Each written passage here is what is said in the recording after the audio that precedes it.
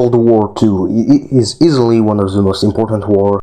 A war that is still affecting the modern day, with the power dynamic going from the West, Netherlands, Spain, Ireland, and all the other colonial power, to the East with the old empire, China, Russia, and India, and the Cold War, basically. I mean, until a certain event happened, at least. So, before asking the question, how could the Dutch win? We have to ask ourselves, why did the Dutch lose in the first place? Well, it's kind of obvious, there are many factors, but here's what I found by comparing World War II, a world war which was lost by the Dutch colonial empire, obviously, and World War I, a world war that was won by the Triangle Alliance, and thus the Dutch colonial empire.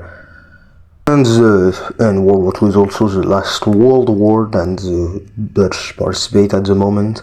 I'm writing because I did heard some leaks of the government, but yeah. Anyway, here I found the Dutch lost for 5 reasons, which is a lot, but let me explain. The first one, and the most obvious one, is lack of support from other parts of the world, with only the Triangle Alliance helping, while the Square team had a lot of support from China, India, Independence Group, and so on. Then we have the fact that there were no motive for the colonies to join the war. For example, in War I in North America, it was, if the Dutch lose, we'll probably join the Persian Empire, which happened to Alaska at the time. And in the Persian Empire being an empire with no link with any of the culture in the region, because Persia doesn't have any links with any European countries, So it was pretty obvious that the colonies did wanted to stay because, like I said, the Persian Empire has no link with any of the participants in the war with the Persian Empire. Anyway, it makes sense that they wanted to stay with people similar, but here, the Square Line said they were against colonization. So it was not a matter of, do you want to stay with an empire ruled by similar people to you, with same belief, or is it an empire that does not care about you and your people and is known for having genocide people of another culture, for doing an uprising for independence? If you know, you know. Here it was becoming independent or staying with an empire that does not care about you, the colonist, and is completely untouched of what you experience, because there's a whole ocean between the mainland and also the North American colonies. So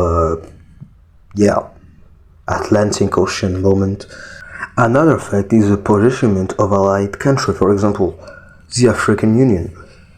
The African Union had the perfect position, being able to threaten the Spanish African colonies, because just look at the border, oh my god, and the Spanish mainland, because it's pretty close, you only got like Gibraltar and then you enter the Spanish mainland, so pretty easy. And not only that, but the fact that the African Union is an African country with the Native Americans in the colonies, for the colonies that had Native Africans, many colonies were settled because there were nobody here. So only colonies that had people in here previously were the Horn of Africa, the colony of Catalonia, Egypt, North Africa, parts of the Spanish colonies, and parts of the Dutch colonies too. And I guess Tanzania, but it was settled way back and all. Gave the Native Africans not want help the Triangle Alliance countries.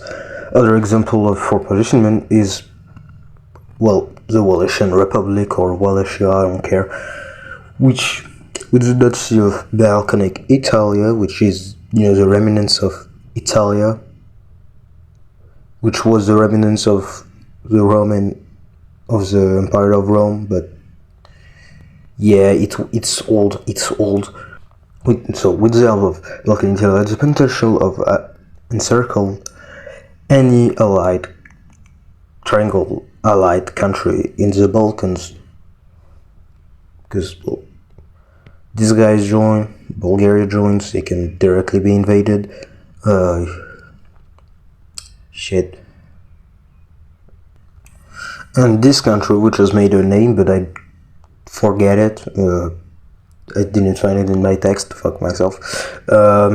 Will directly be invaded too. So another fact is the allies of the Dutch Empire compared to the Dutch Empire itself was weak. Let me explain. Well, yes, the Dutch Empire, colonially speaking, is as strong as its ally, because it was mostly France, because North America, even Spain, get big colonies in South America, Africa. Well, it's mostly Spain and the Dutch, but you get the point.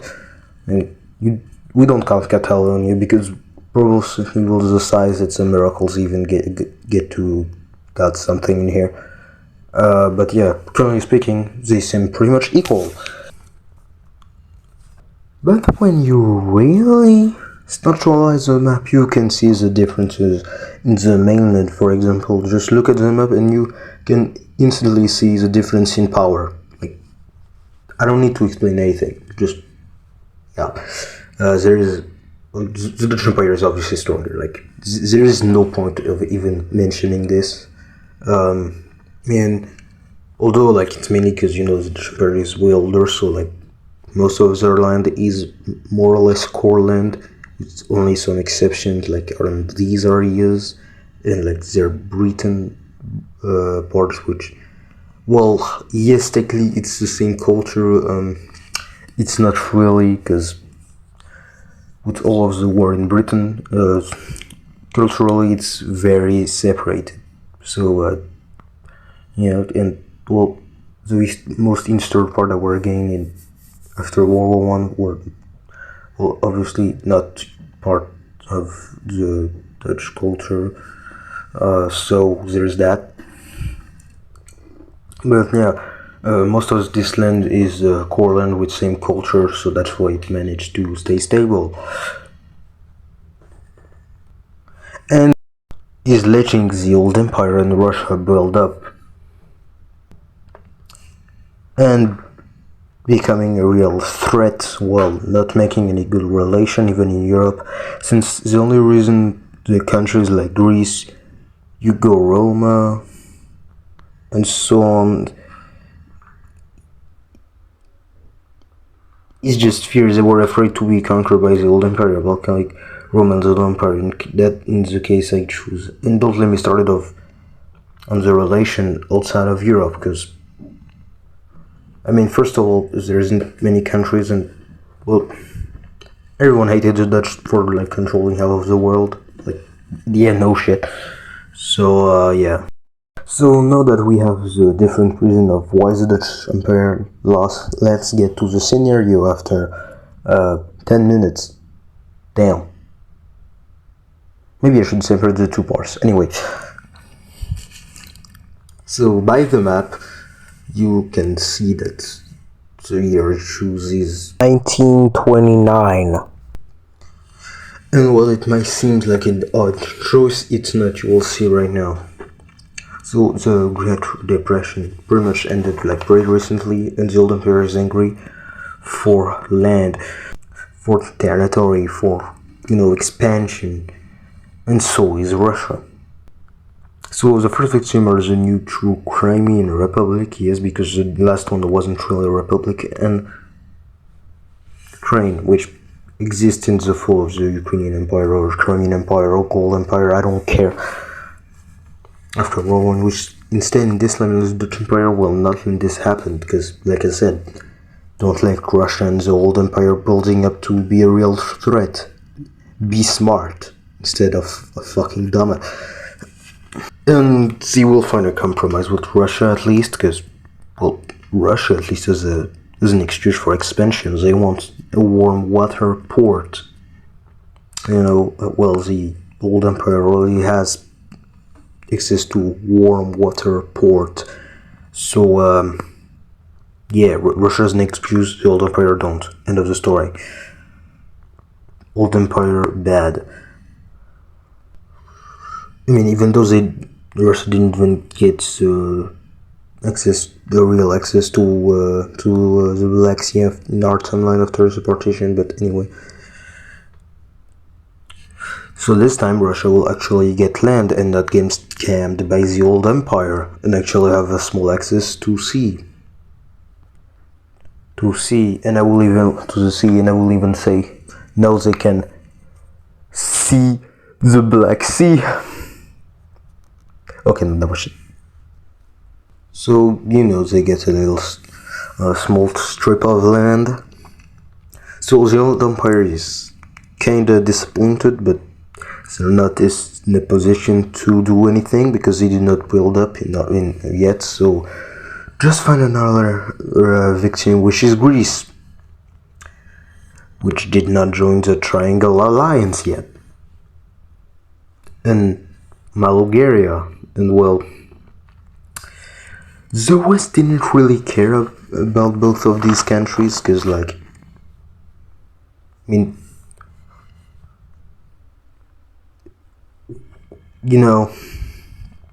one is just around a country that is doomed to fall, either by the former Union, and the other one it's literally on the path of expansion of the old empire because yeah. So the old empire decide to do an invasion, and one reason for the West who really don't care is that, well, first of all, these two countries, like I said, the West don't really care, and hey, it's better to be like small countries that to get invaded because someone was going to get invaded either way. So yeah, Greece gets invaded. I don't remember where their capital is, but if I remember correctly, it's like around here.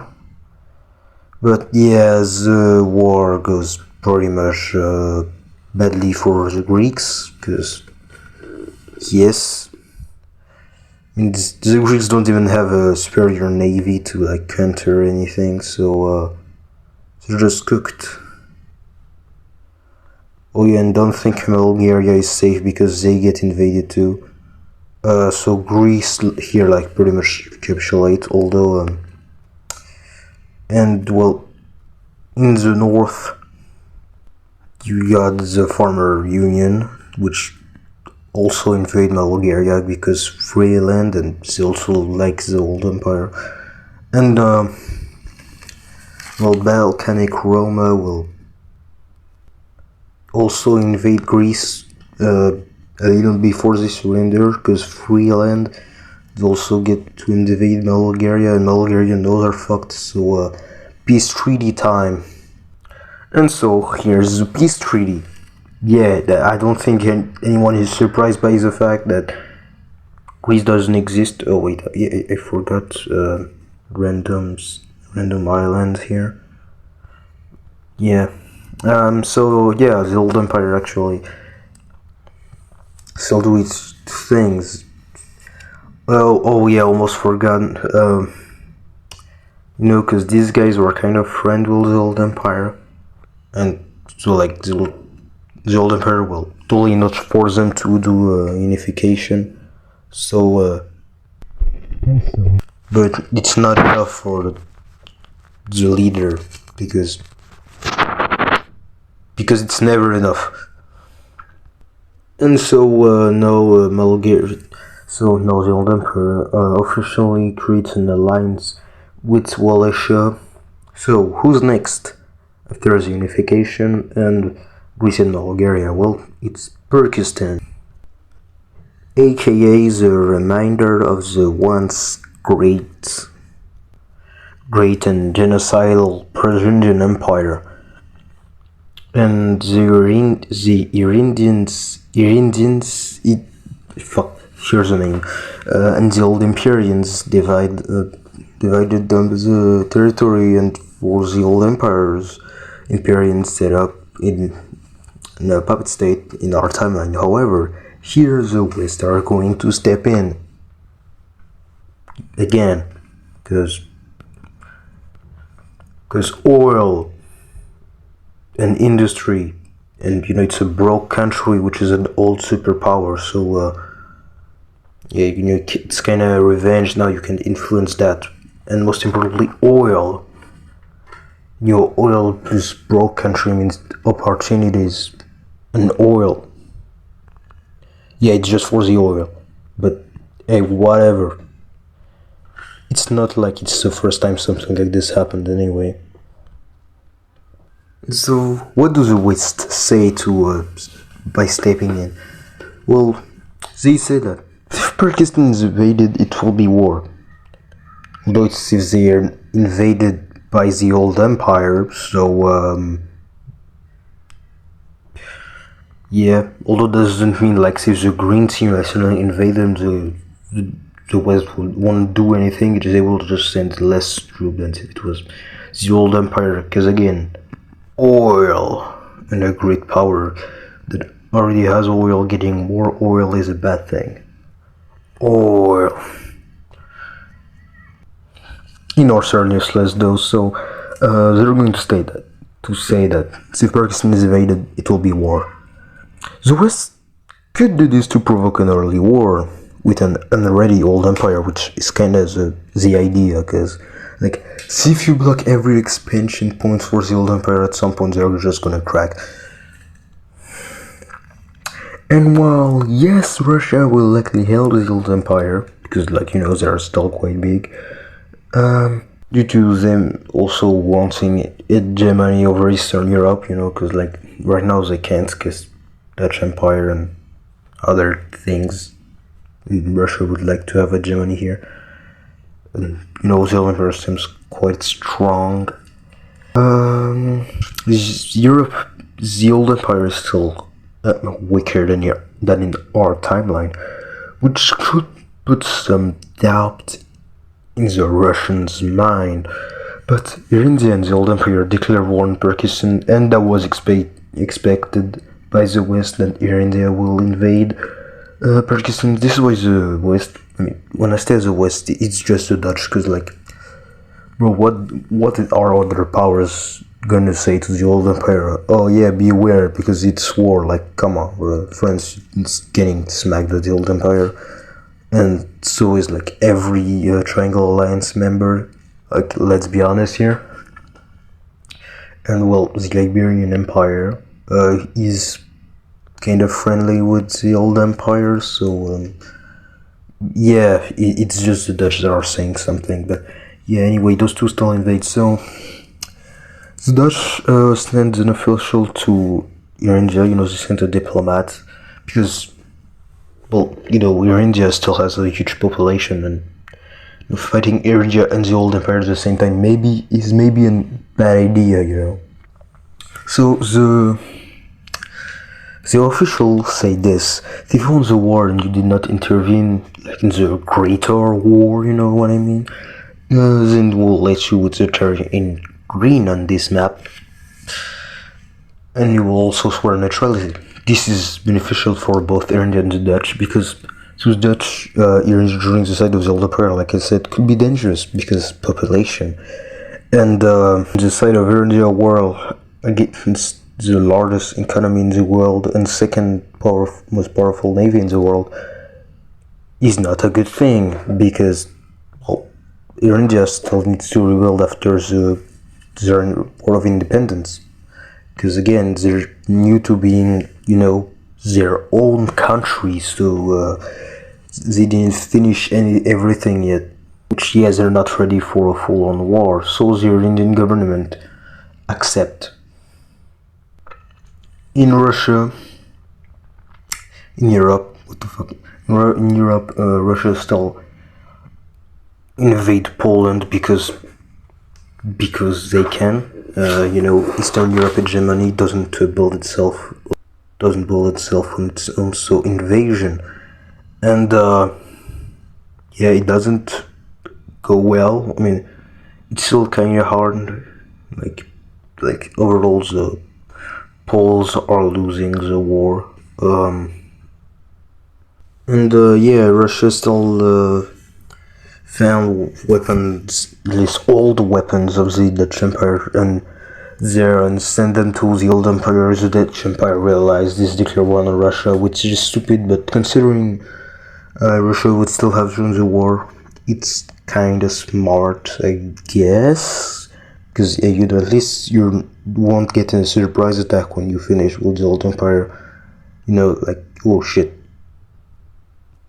You know, like kind of what like the Dutch did in World War III. But anyway, so yeah, invasion is looking good. I mean, not that the Poles don't fight back. Obviously, they do fight back. Like it's not sufficient. So like obviously get Wallachia that is also joining. So now like it's basically Russia, Old Empire, Wallachia against the Dragon Alliance and Poland. Yeah. Oh yeah, almost forgot that front. Well, Pakistan is getting invaded. That was the reason why the war started. So yeah, that is why. Well, the thumbnail, shit. As you know, this is for me thing. Well, and obviously there are some naval invasion. Well, India is invading, but they will just keep their part. Like what they promised they will took to the Dutch. So like they took this, they sent an official to the capital of Pakistan, which I don't think it's captured yet, but you know, whatever. So like they only took this and then afterwards they stay neutral. So oh shit, like this is the official like sending.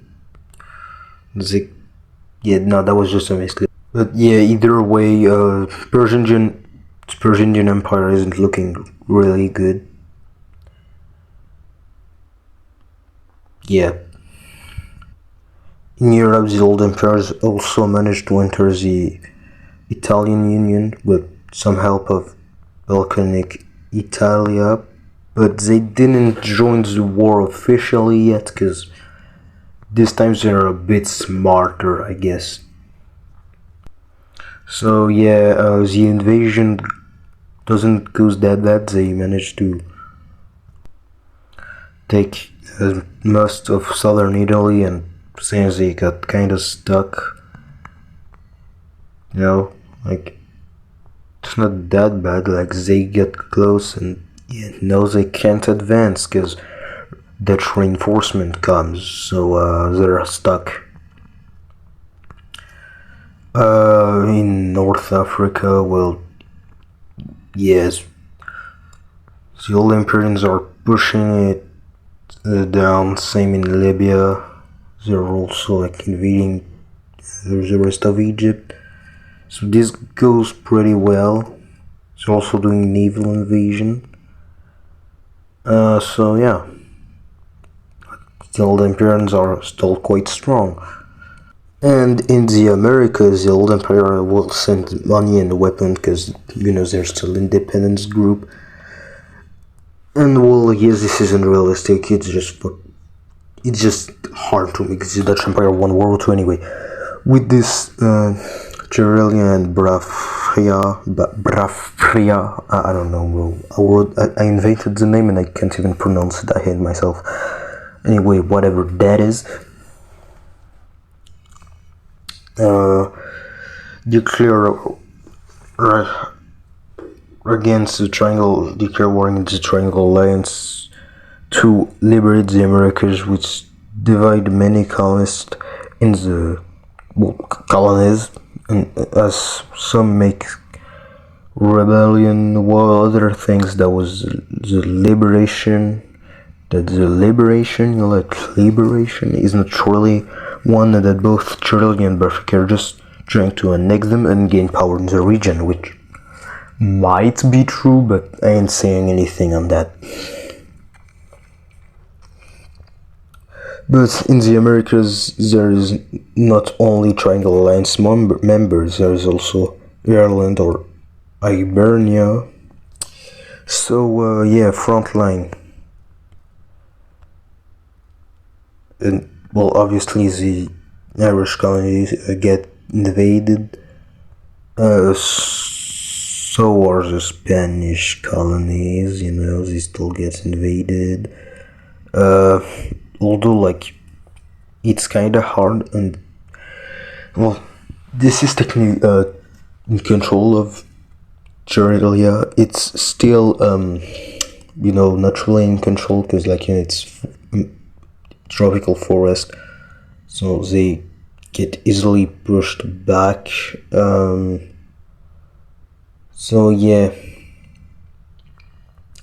in Bavaria, well, they get pushed back because they aren't the most powerful country in the world.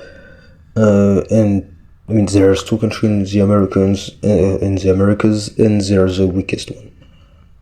I mean, not technically there are more in the north, but anyway. So like I said, there are also rebels, which, I mean, they do some things, but like they aren't as strong as in our timeline, because like this war like kinda divided the rebels into, like, they're not sure if it's really worth it, because like it could be like, oh yeah, we won't gain really independence because those two will just influence us, so it's not as powerful as in our timeline, but yeah, it still does a little bit of damage. In North America, well, here this is where the rebels are the strongest, because there isn't anyone to really influence them, to like say next to, oh yeah, we're just going to be influenced by, because let's be honest, like those countries are going to do anything. So yeah, rebels here are still pretty strong. So yeah, they're still doing a good job, but not as a good one as in our timeline. Anyway, so like I was saying, in the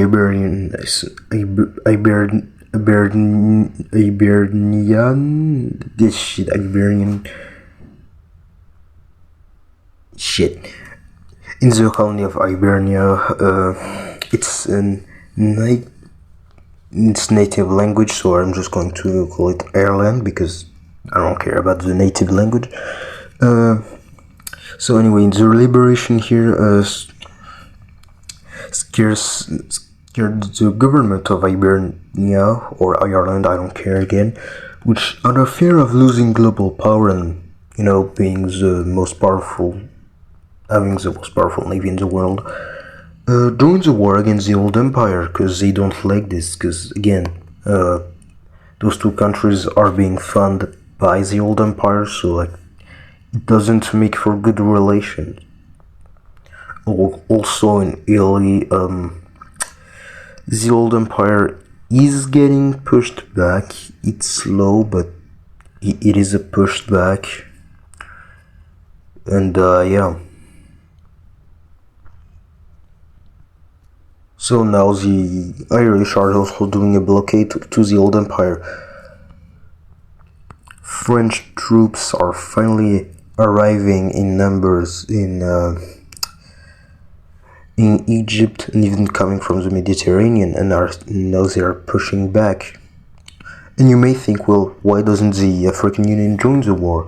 Well, you see, even before, like, the old empire like isn't really strong enough to really,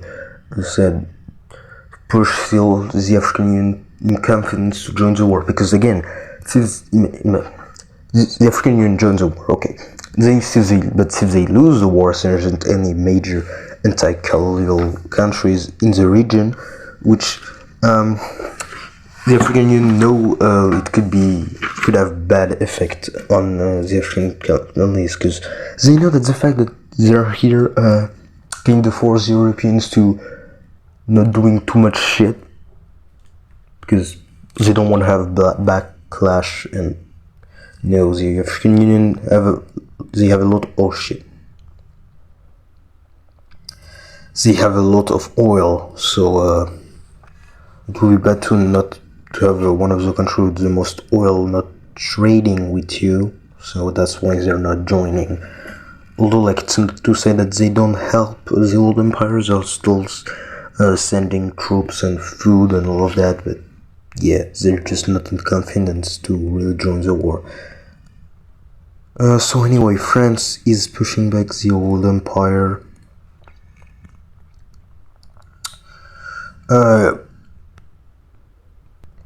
Italy is pushing back the old empire and is now doing naval invasion in Greece, and that's now kicked fully the old empire. And Balkanic Italia is like, well, it's obvious who's going to win this war, so Freeland is Freeland, so they invade. And yeah, and what happens with Wallachia? Well, first of all, Empire, the strongest country in the world, and they're also sending helps to Pakistan, and also is the Irish doing a naval blockade, doing naval invasion, which allows for the Pakistanis to push back the old Imperians.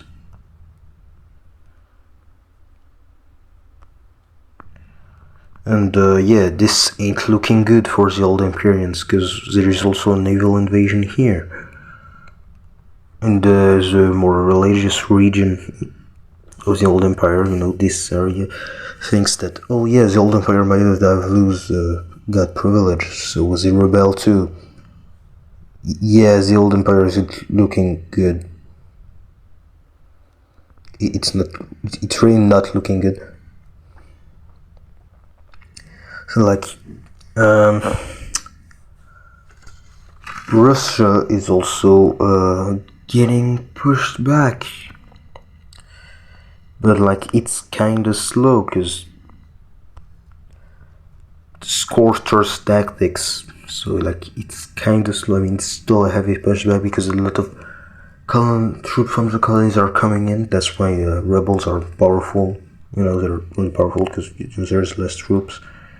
And now the Crimean team finally gets bold enough to attack Russia, but like it's too slow, So with the promise that maybe false Dutch managed promised land and a puppet state to Sweden. In Sweden, sorry, they promised puppet state to Norway and Sweden in exchange for them joining the war. So they do. It's like invade. I mean, it's small invasion, but hey, invasion is an invasion. And yeah, the population is not really cool with the war, so yeah, the old empire knows they lost, they know they're cooked, so everyone just goes into Dublin and forced it's time to sign the peace treaty.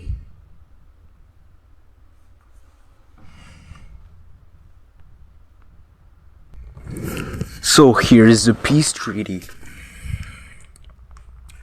Greece doesn't gain anything, they actually lose land to Balkan Italia. The Italian Union gains Cyprus and parts of the coast of the old empire, the Mediterranean coast, that is. French Egypt is getting bigger, to secure the Suez Canal and Egypt in general. The most religion religious region of the Old Empire since the rebel gains their independence. Persia gets awfully similar territory in this region and also expand here, but lose land to India. Kingdom of Caucasus gains independence, and so does the Italian states. Crimea gets the coastline of the Farmer Union, as well as some lands in Russia, and plans to unify it with Ukraine. Poland gets lands from Russia. Norway is getting a puppet state in Sweden. The Dutch Empire doesn't gain anything, except to, still existing.